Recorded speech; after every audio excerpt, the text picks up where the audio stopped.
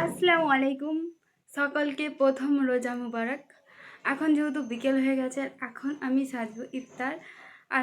আমার সত্যি কথা বলতে আমার রোজার সম্বন্ধে কোনো ভিডিও দিতে ইচ্ছাই করছে না, কিন্তু যখন এটা আমার কাজের মধ্যে একটু পড়ে যাচ্ছে, খুব সামান্য দেবে, আমি বেশি কিছু দেবো না। আমার ইফতার কী আছে না আছে আমি কিছুই সব দেবো না, জাস্ট নর্মাল একটুখানি দেবো। এখানে আমি নটরাজ কোম্পানির দুটো জলজিরা নিয়েছিলাম। জলজিরা খেতে আমার এমনিতেও ভালো লাগে, আর এই রোজার মাসে আমি জলজিরা শরবতটা বেশি রাখি, কারণ হজমের ক্ষেত্রে জলজিরা শরবতটা বেস্ট। এছাড়া বেলের শরবতও রাখি, তারপরে দইয়ের ছাঁচ, এই সমস্ত কিছু রাখি।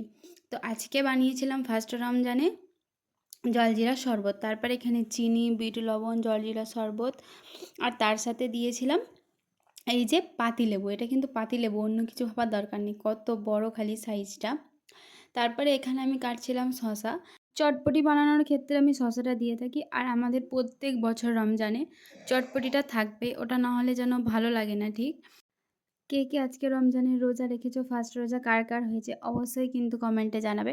আজকে আমার প্রথম রোজা আলহামদুলিল্লাহ কমপ্লিট হয়ে গেছে, আর আমার ইচ্ছা আছে আমি মাস রোজা রাখবো। আল্লাহ যেন আমাদের সকলের শরীরকে সুস্থ রাখে। আর আমার ভিডিও তোমাদের কেমন লাগে আমাকে অবশ্যই জানাবে। হ্যাঁ, হয়তো এই রমজান মাসে আমি প্রত্যেক দিন ভিডিও আপলোড দিতে পারবো না। আর এখানে আমি বানাচ্ছিলাম ডিমের চপ। তো আমি তো এর রেসিপি কোনো কিছুই অত তোমাদের সাথে শেয়ার করিনি। এখানে তরমুজ ছিল, আর এটা হচ্ছে কি যে আমাদের বাগানের গাছেরই পাকা কলা। নিজেদের বাগান থাকলে এইটা কিন্তু অবশ্যই ফায়দা হয়, তাই নয় কি?